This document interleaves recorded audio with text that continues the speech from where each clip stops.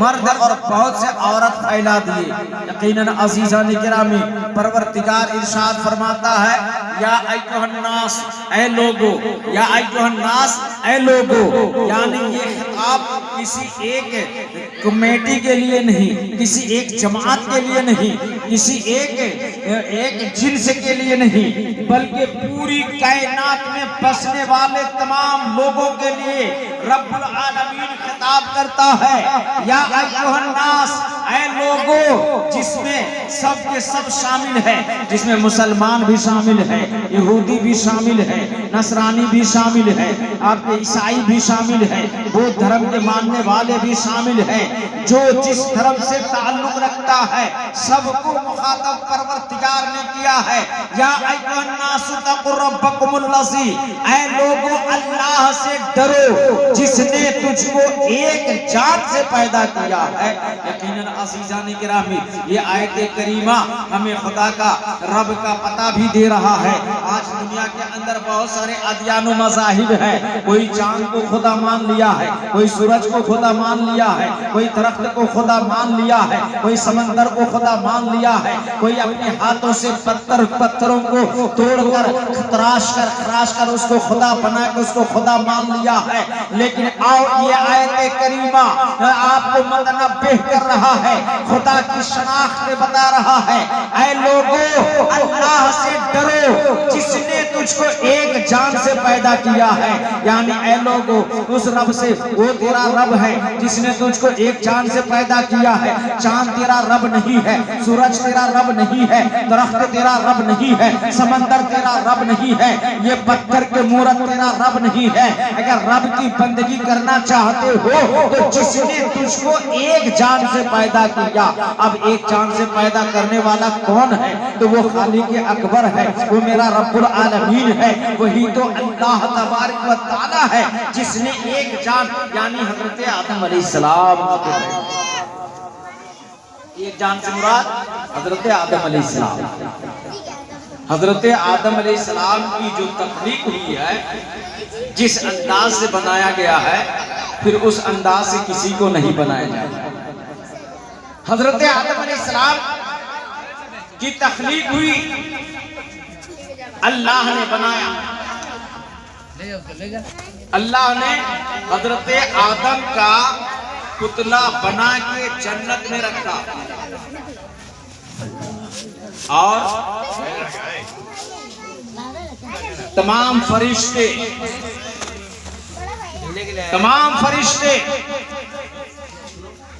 जन्नत में हजरत आदम अलैहिस्सलाम के पुतले को देख रहा। और वो पुतला कितना बड़ा था? 60 गज लंबा। और उस वक्त इब्लिस नहीं था, बल्कि फरिश्ता था, फरिश्तों का उस्ताद था, फरिश्तों के साथ रहता था। जब जी चाहे जन्नत में चला जाता, जन्नत के अंदर जो फल चाहे खा सकता था, इतना मुकाम था। और कहीं उसको आबिद लिखा गया, कहीं उसका नाम वली लिखा गया, कहीं उसका नाम मुत्तकी लिखा गया, कहीं उसका नाम परहेजगार लिखा गया। ये शान, ये अजमत, ये मुकाम उस वक्त उस इब्लिस का था। जब तक हजरत आदम अलैहिस्सलाम के पुतले पे, आपके ढांचे पे रूह नहीं फूंकी गई थी, एक दिन जन्नत में वो इब्लिस जो है, अभी शैतान नहीं बना, इब्लिस नहीं बना, ये जासिल था, वो जन्नत में हजरत आदम अलैहिस्सलाम के पुतले के सामने चारों तरफ से घूम घूम करके देख रहा है। और देखते देखते कभी आप जब नाक के सुराख पे उसके नजर पड़ी, कान के सुराखों पे नजर पड़ा, पेट के नाभि पे नजर पड़ा, तो उसने गौर किया, कहा कि अंदर खाली होगा, अंदर इसके अंदर आसानी के साथ घुसा जा सकता है। और फिर अल्लाह ने जो हजरत आदम अलैहिस्सलाम के जिस्म में नसों का इंतजाम फरमाया, कहा कि इसमें खून के दौरान भी आया जा सकता है। ये सारी चीजें वो तस्वुरात में कर रहा था और कर रहा था। पुतलाए आदम को देखकर बड़ा गौर कर रहा था। जब हजरत परवरदिगार ने उस आदम अलैहिस्सलाम के उस जिस्म में रूह फूंकी गई और आंख काम करने लगा, हाथ काम करने लगा, पांव काम करने लगा, ज़बान काम करने लगी, आंखें काम करने लगी, तो यकीनन रब्बुल आलमीन ने अपनी खिलकत में इतना खुश हुआ, इतना खुश हुआ, इतना खुश हुआ कि फरिश्तों से कहा, ऐ फरिश्तों आदम का सजदा करो। तो सारे फरिश्तों ने सजदा किया, मगर वहीं पे इब्लीस खड़ा रह गया, जाजिल खड़ा रह गया, सजदा नहीं किया। अल्लाह तबारक व तआला ने आदम अलैहिस्सलाम की तख्लीक फरमा के इतना खुश हुआ कि सबको सजदे का हुक्म दिया। शैतान ने सजदा ना किया। रब ने पूछा, ऐ इब्लीस तूने सजदा क्यों नहीं किया? कहा, परवरदिगार तूने तो आदम को मिट्टी से बनाया है और मुझको आग से बनाया है, लिहाजा हम मजबूत हैं, हमारे अंदर ताकत है, हम उससे बेहतर है, इसलिए हम उसका सजदा नहीं कर सकते। इतना कहना था कि अल्लाह ने उस पर लानत का तौक डाल दिया, शैतान के गले पे लानत का तौक डाल दिया। फरिश्ते सजदे से सर उठाया, क्या देखा कि वो मुअल्लिमुल फरिश्ता, वो हमारा उस्ताद जो इबादत के लिए सिखाता था, इबादत करने को सिखाता था, आज उसको अल्लाह ताला ने अपनी बारगाह से पुराने दरगाह कर दिया है। ऐसी ना सजदा करने की बुनियाद पे, आदम का सजदा ना करने की बुनियाद पे, तो खुशी के मारे फरिश्तों ने और एक सजदा किया। जो आज हम एक रिकात के लिए 2 सजदे करते हैं, हम जब नमाज पढ़ते हैं तो 2 सजदे में 1 रिकात होती है, तो ये उन्हीं फरिश्तों का अदा। जब फरिश्तों को अल्लाह ने 1 सजदे का हुक्म दिया था, लेकिन जब इब्लीस के ऊपर इताब हुआ ना सजदा करने पर, तो उस फरिश्तों ने दूसरा सजदा किया। तो अल्लाह ने कहा, ऐ फरिश्तों तुम्हारी ये अदा हमें इतनी पसंद है, ये अदा इतनी पसंद है, वो क़यामत तक तेरी अदा को कायम रखेगा।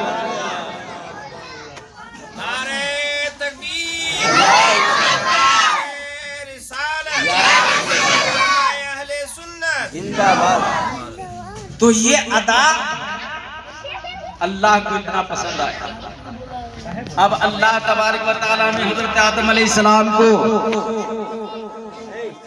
जन्नत में रखा, कहा, ए आदम जन्नत में रहो, जो चाहे खाओ, जहां चाहे जाओ। जन्नत में रहने लगे, मगर तन्हा, अकेलापन इंसान को जो घबराहट होती है, यह हमारा आपका नहीं बल्कि हमारे बाबा आदम को भी तन्हाई पे घबराहट महसूस हुई। हजरत आदम अलैहिस्सलाम जन्नत में है, जहाँ किसी चीज की कमी नहीं है, हर तरह के आराम के सामान है, पीने का, खाने का, हर चीज है, मगर तन्हाई कटती नहीं। दिल में एहसास हुआ कि एक साथी होता, साथ में बोलता चलता, हमारे जिन्स का एक कोई और होता तो अल्लाह ताला कादिर मुतलक है। हज़रत आदम अलैहिस्सलाम जन्नत में बैठ करके कुर्सी पे जैसे ही आपने ओंघी लिया, झपकी मारा कि आपकी ही बाईं पसली से माँ हव्वा को पैदा फरमा दिया, माँ हव्वा को पैदा फरमाया। अच्छे से ही माँ हव्वा को पैदा फरमाया। हजरत आदम अलैहिस्सलाम की आंखें खुली, माँ हव्वा को देखा, कहा, मन अंता, तू कौन है? कहा, मैं औरत हूँ। क्या किस लिए बनाई गई? कहा, आपके सुकून के लिए, आपके इत्मीनान के लिए, आपकी तन्हाई को दूर करने के लिए। हजरत आदम अलैहिस्सलाम अभी बातें कर ही रहे थे, कलाम को और तराश करना चाहते थे, तो रब की तरफ से हुक्म आता है उसकुत या आदम, ऐ आदम खामोश हो जा, इसलिए कि अभी तुमने उसका हक महर अदा नहीं किया है, अभी तुम्हारा निकाह उससे नहीं हुआ है, वो तुम्हारे लिए अजनबी है, इसलिए तुम उससे कलाम ना करो, बातें ना करो, पहले उसका हक महर अदा। आज हम लोगों का हाल है, सबका नहीं है, कुछ घराने का है कि रिश्ता लग जाता है तो अब लड़की लड़का से बातें भी होने लगती है। बहुतों घराने का तो ये है कि दूसरे जगह पे जाके उन लोगों के मुलाकात भी होने लगती है, लेकिन अल्लाह ताला का मंशा देखिए, वो परवरदिगार चाहता है कि एक अजनबी मर्द एक अजनबी औरत से दूर रहे, पर्दे का ख्याल रखे।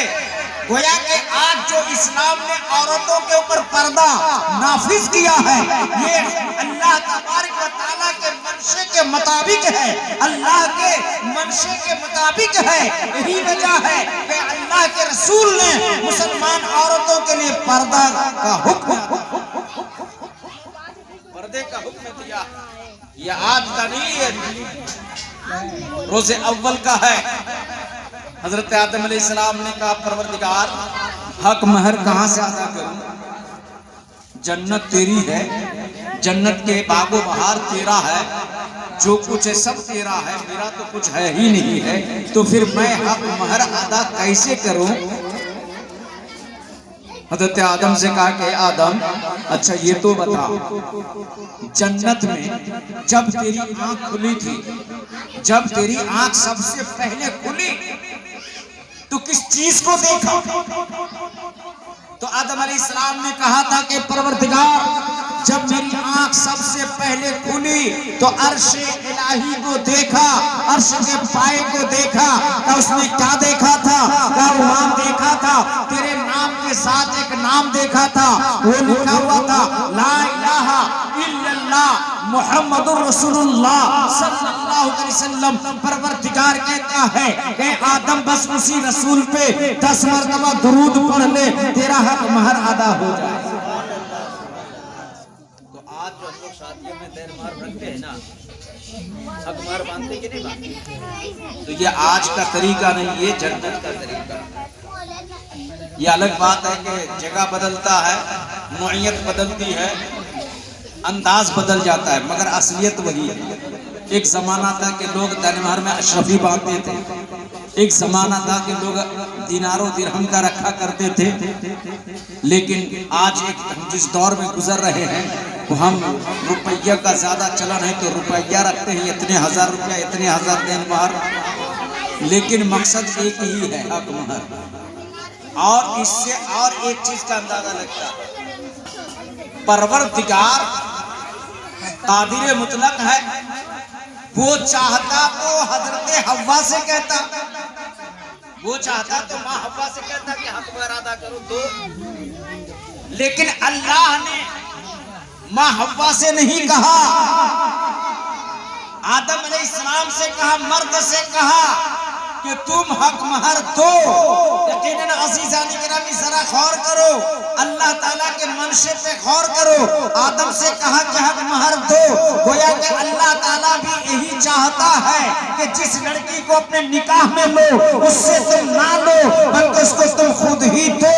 लेकिन आज हम लोग ने, हमारे समाज ने बिल्कुल अल्लाह के मकसद को उल्टा कर लिया है। लड़की का रिश्ता लगाता है तो कहते हैं कि गाड़ी चाहिए, लड़की का रिश्ता लगाते हैं तो इतने हजार रकम चाहिए, लड़की का रिश्ता लगाते हैं तो अलमारी चाहिए, पलंग चाहिए, ये चाहिए, वो चाहिए, ये दो वो दो। यकीनन अज़ीज़ान गिरामी गोया कि हम लोगों ने मंशा इलाही को बदल दिया है, जिसकी बुनियाद पे आज कितनी गरीब बच्चियां की ईमान बर्बाद हो रहा है। यकीनन अज़ीज़ान गिरामी कितने मुसलमानों की बच्चियां मुर्तदा हो रही है, हिंदुओं के यहाँ जाकर शादी रचा रही है। उसकी वजह कौन है? उसकी वजह कोई दूसरा नहीं है, हमारा समाज है, हम लोग हैं। चूंकि हम लोगों ने शादी को इतना कीमती बना लिया है, शादी को इतना महंगा बना लिया है, जिसकी बुनियाद पे गरीब बच्चियां अपना ईमान बर्बाद करने पे तैयार हो रही है, दिन बदलने पे बर्बाद हो रही है। क्यों? इसकी वजह यही है कि हम लोगों ने डिमांड को रख दिया है, शादी को जो महंगा कर लिया है। जबकि प्यारे आका इस्लाम इरशाद फरमाते हैं कि शादी को आसान करो, ज़िना को बंद करो। लेकिन शादी को हम लोगों ने इतना मजबूत, इतना महंगा कर लिया है, कितने घरों के लोग बच्ची की रिश्ता क्यों नहीं लगाते? लगाएंगे तो इतना खर्चा कहाँ से बर्दाश्त? हजारों हजार लोगों की दावत करनी होगी, बराती 200 आएंगे, इसका इंतजाम करना होगा। लड़की की शादी में अगर सामान नहीं देंगे तो लड़का वाला लड़की को हमेशा ताना देते रहेंगे। ये सारे ख्यालात की वजह से गरीब माँ बाप अपनी बच्ची के रिश्ता लगाने से ताखीर करते हैं, और जिसकी वजह से कितने के पांव फिसल जाता है, गुनाह में मुब्तला हो जाते हैं। मगर इस्लाम कहता है कि जब तुम्हारी बच्ची सिन्ने बुलूगियत को पहुंच जाए, जब तुम्हारा बेटा सिन्ने बुलूगियत को पहुंच जाए, तो सुन्नत के मुताबिक उसका निकाह कर दो। लेकिन मेरा अज़ीज़ान गिरामी, आज हम सुन्नत का कहाँ ख्याल रखते हैं? आज हम सुन्नत का कहाँ ख्याल रखते हैं? एक सुन्नत के नाम पे ना जाने कितने खुराफात करते। हम लोगों ने सुन्नत रहने नहीं दिया है। वलीमा का मौका है तो कोई डांस के महफिल सजाता है, तो कोई वलीमा का मौका है तो बजा बजा के घरों को जो है रौनक बनाता है। शादी वलीमा सुन्नत है, उस सुन्नत के अदा करने के नाम पे ना जाने कितने खुराफात करते हैं। ऐ लोगों, ऐ मुसलमानों, जब तक तुम्हारा यही मकसद रहेगा, जब तक तुम्हारा यही किरदार रहेगा, तुम हर जगह परेशानियों में मुब्तला होते जाओगे। लेकिन अज़ीज़ान गिरामी, अभी भी होश में आ जा। आज हमारी मस्जिदें तोड़ी जा रही है, आज हमारा मदरसा बर्बाद हो रहा है, आज हमारे समाज के लोगों को जहां तहां उसे जलील किया जा रहा है, कहीं मारा जाता है, कहीं पीटा जाता है, कहीं मोमलंची के नाम पे हमारी जानों को खत्म किया जा रहा है। आखिर वजह क्या है कि हम लोगों ने सुन्नत मुस्तफा को छोड़ दिया है, उसूल मुस्तफा को छोड़ दिया है, किरदार मुस्तफा को भुला दिया है। हम लोगों ने शादी को बड़ा महंगा बना लिया है, शादी के नाम पे ना जाने कितने खुराफात करते हुए नजर आते हैं। यकीनन अज़ीज़ान गिरामी, इन खुराफातों से बचने की जरूरत है, इन लग़वियात से बचने की जरूरत है, पर नहीं तो वो दिन दूर नहीं है कि आपके भी दहलीज तक वो परेशानी आ सकती है, आपको भी उस परेशानियों का सामना करना पड़ सकता है।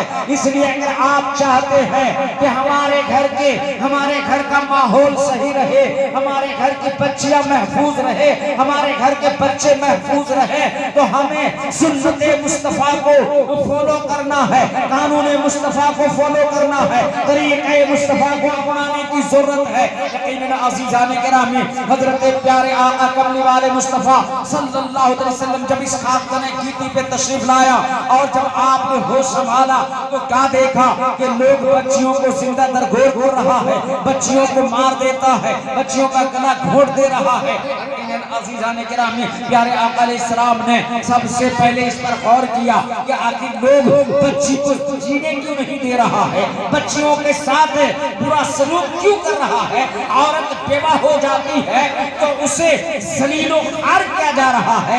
यकीनन अज़ीज़ान गिरामी, जब प्यारे मुस्तफ़ा ने इस बात पर आपने जब इस बात पे गौर किया तो क्या देखा? गौर करने के बाद पता चला कि कुछ लोग ये सोचता है बच्ची पैदा होगी, परवरिश करेंगे और उसका शादी करने का जब मौका आएगा तो हमें किसी को दामाद बनाना पड़ेगा, उसको मांगा इनाम देना पड़ेगा, जायदादें बेचनी पड़ जाएंगी।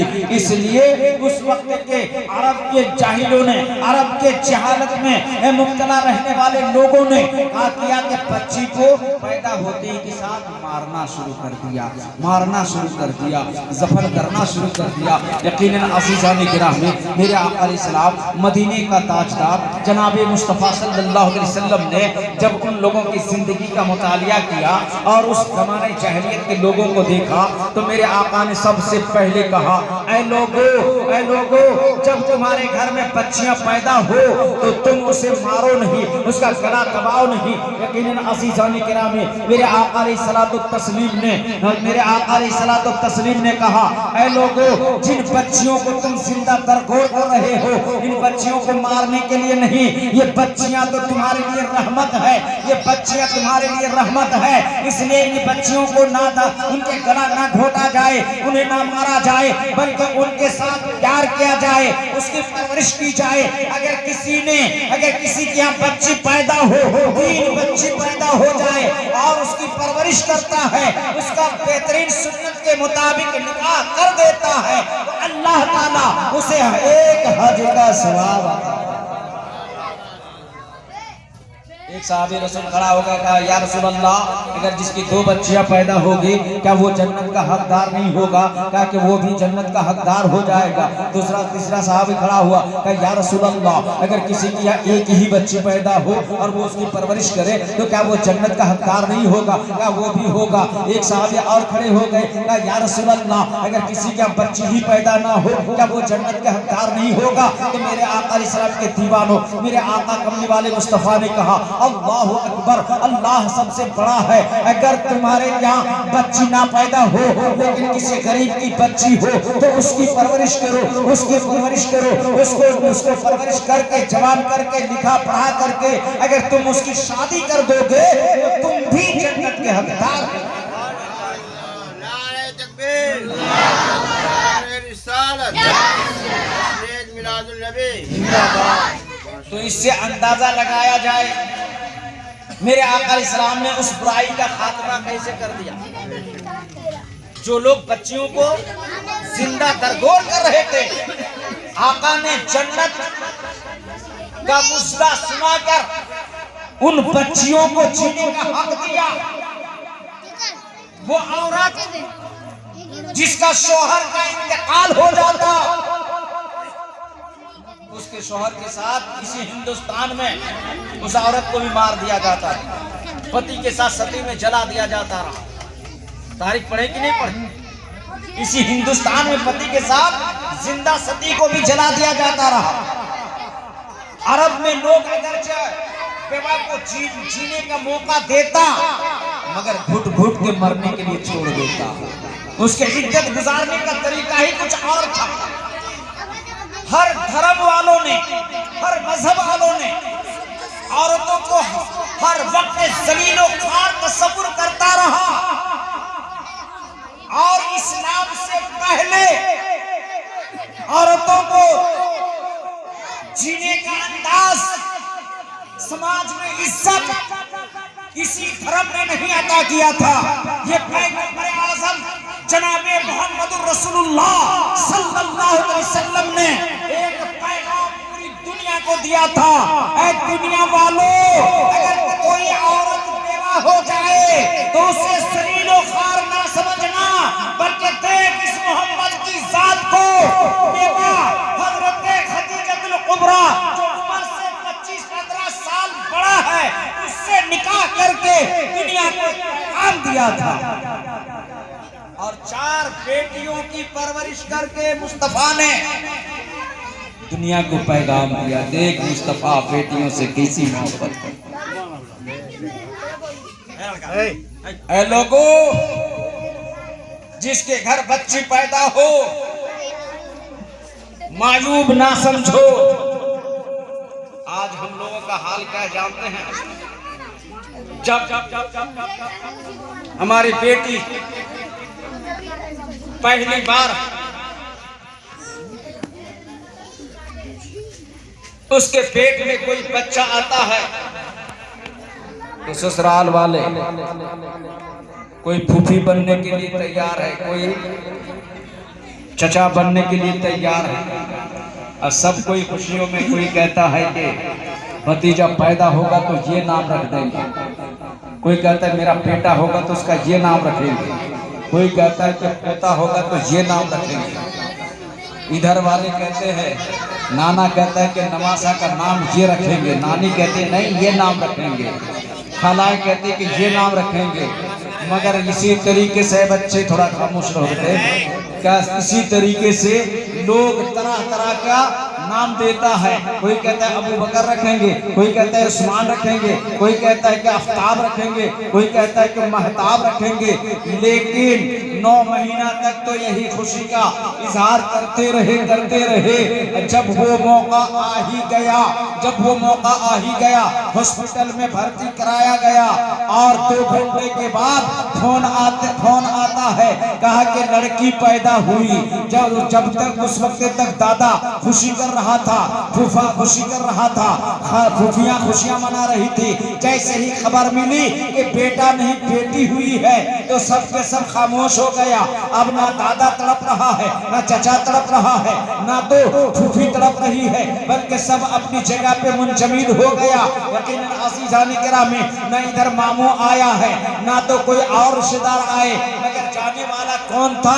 एक शख्स था, वो तुम्हारा बाप था। उसने नहीं देखा कि बेटा है कि बेटी है, वो चला गया, वो हॉस्पिटल पहुंच गया और सबने ठुकरा दिया था, दादा ने ठुकरा दिया, चाचा ने ठुकरा दिया, फूफी ने ठुकरा दिया, दादी ने ठुकरा दिया, इधर खाला ने ठुकरा दिया, मगर एक बाप की जात थी, सबने ठुकरा दिया, ज़माने ने ठोकर मार दिया, लेकिन बाप ने अपना सीना बढ़ा दिया, लाओ मेरी बेटी को अपने सीने में लगा दिया। और 20 साल तक उसकी परवरिश की, 20 साल तक।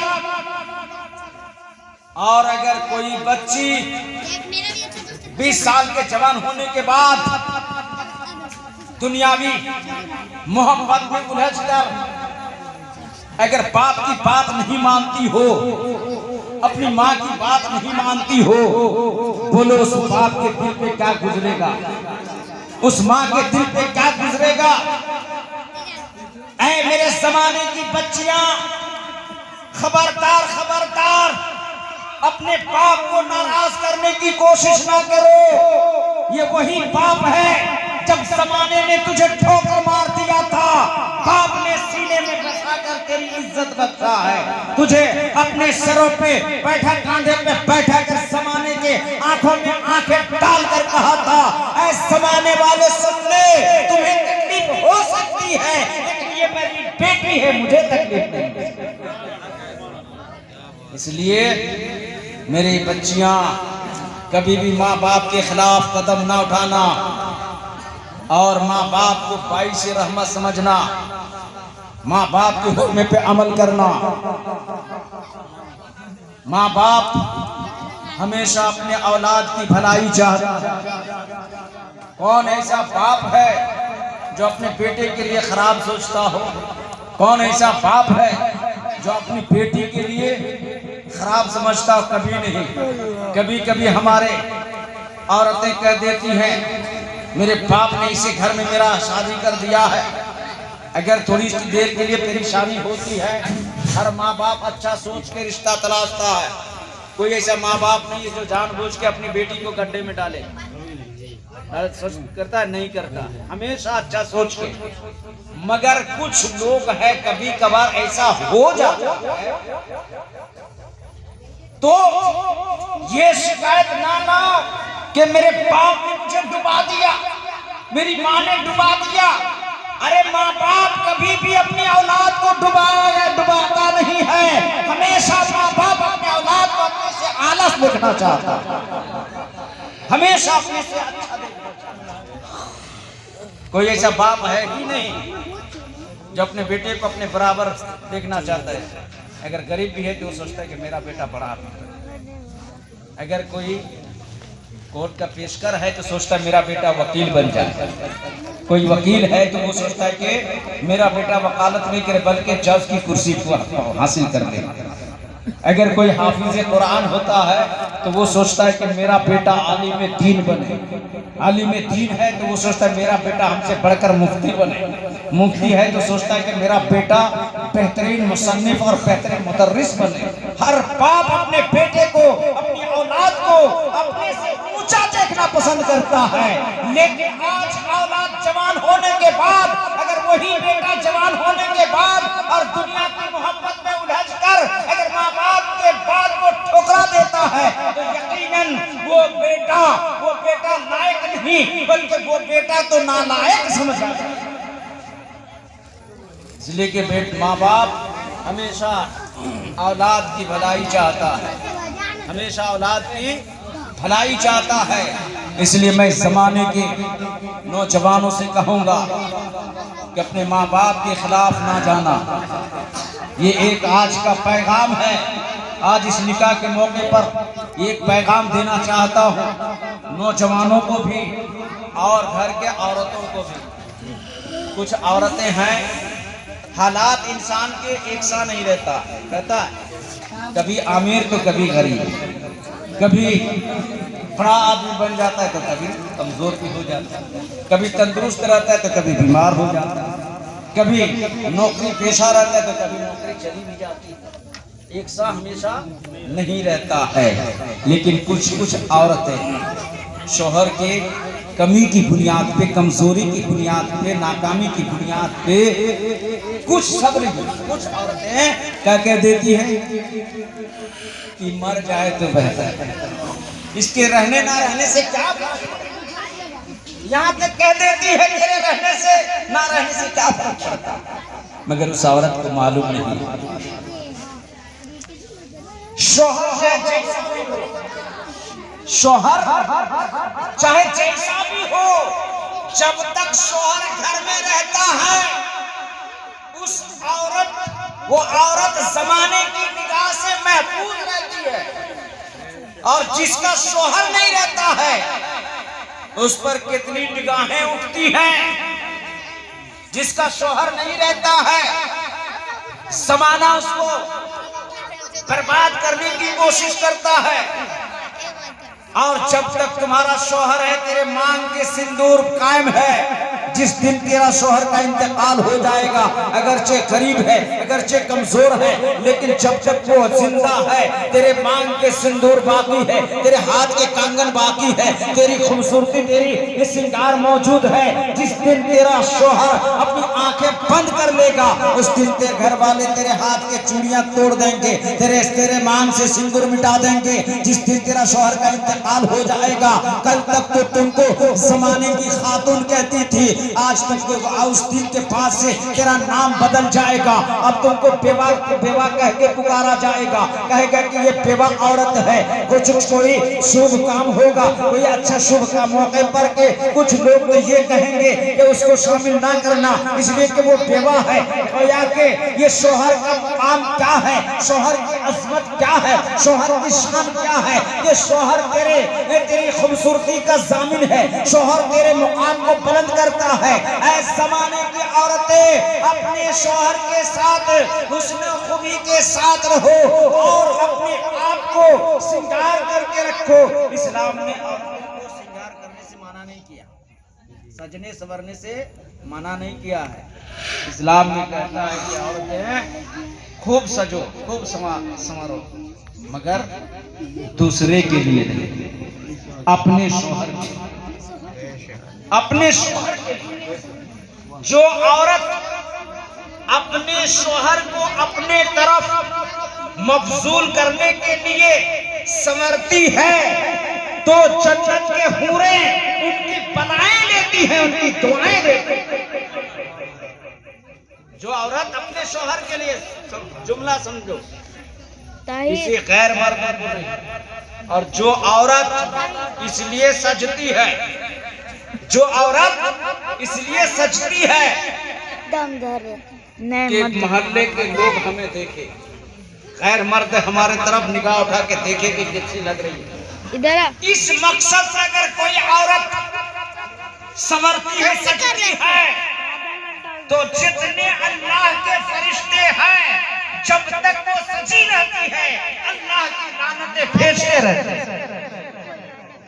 इसलिए ऐ मेरी माँ बहनों, सजो, खूब सजो अपने शौहर के लिए, खूब बनो सवरो अपने आधा 1.5 घंटा तक करके और निकाह निकाह मिन सुन्नती, उसका बेटा भाई था, सुन्नत है। मैं नटुआ पे इधर था। निकाह कहूँ निकाह मेरी सुन्नत है। जिसने इससे इराद किया वो मुझसे नहीं है, मुझसे नहीं। यानी अब बताइए, इसको जिसको जीनत को बोल तो, रसूलुल्लाह कहते कि मुझसे नहीं, जीनत को बोल तो क्या बोला, रसूलुल्लाह सल्लल्लाहु अलैहि थोड़ा हट से तेरा खोपड़ी भी हो जैसे देखो, बोलो उसका कौन ए जीनत है, अरे जिसका बड़ी हो जैसे रसूल कहते हैं जिसे कि वो मेरा नहीं है, तो फिर उसको जमाने में वो किसी का नहीं है। और जिसको मुस्तफा कहते मेरा है, कुछ भी हो जाए वो ही का। फोटो खींच रही थी। इसलिए वक्त भी काफी हो रहा है, यहाँ बहुत करिए देर जल्दी। इसलिए थोड़ा मैं आप यही कुछ बोलिए कहूँगा माइक में। कि बस अल्लाह तबारक व तआला ये का करम है कि हम लोगों को मुसलमानों के घरों में पैदा फरमाया, रसूलुल्लाह सल्लल्लाहु अलैहि वसल्लम के कलिमा पढ़ने वाला बनाया। अल्लाह ताला से दुआ है कि हम लोगों को ईमान पर कायम रखे और जब मौत हो तो ईमान पर हो। और एक दुआ हमेशा कीजिएगा जो हजरत मूसा अलैहिस्सलाम अल्लाह की बारगाह में कहा था कोहे तूर पे, कहा था, ऐ मूसा बोल आज क्या चाहता है, मांग क्या चाहता है।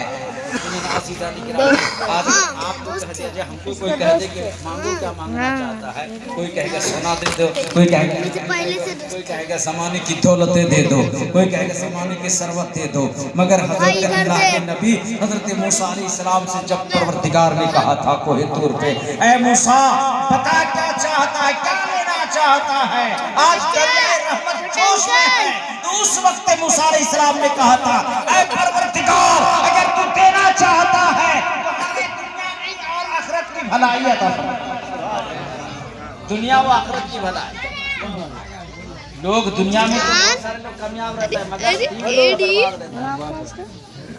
किसी लोग दुनिया में बहुत अच्छे देखते रहे, नेता बॉस को आगे पीछे लोग घूमते हैं तो दुनिया ही से अच्छी है, मगर जब कब्र में जाए तब पता चलेगा। मगर कामयाब कौन है? वो कामयाब नहीं है, वो कामयाब नहीं है। कामयाब कौन है? जो मस्जिद में नमाज पढ़ता है, जो 5 वक्त की नमाज पढ़ता है, रोजा रखता है, हज करता है और अपने ईमान को सलामत रखता है और उस ईमान की सलामती के साथ दुनिया से चला जाता है, वही सबसे बड़ा कामयाब है। इसलिए कि वो दुनिया में भी कामयाब है, कब्र में भी कामयाब है, हश्र में भी कामयाब है, जन्नत में भी कामयाब है। अल्लाह तबारक व तआला से दुआ है जिस बच्ची की शादी के मौके पर आज की महफिल को सजाई गई है, मैं दुआ करता हूँ मौला उस बच्ची को हर आफत से, हर मुसीबत से बचाए और शादी ब्याह के ताल्लुक से जितने भी काम काज है सबको बाखैर व खूबी अंजाम पाने की तौफीक अता फरमाए और उसकी जोड़ी को सलामत रखे। आमीन सुम्मा आमीन। आइए बारगाह रिसालत में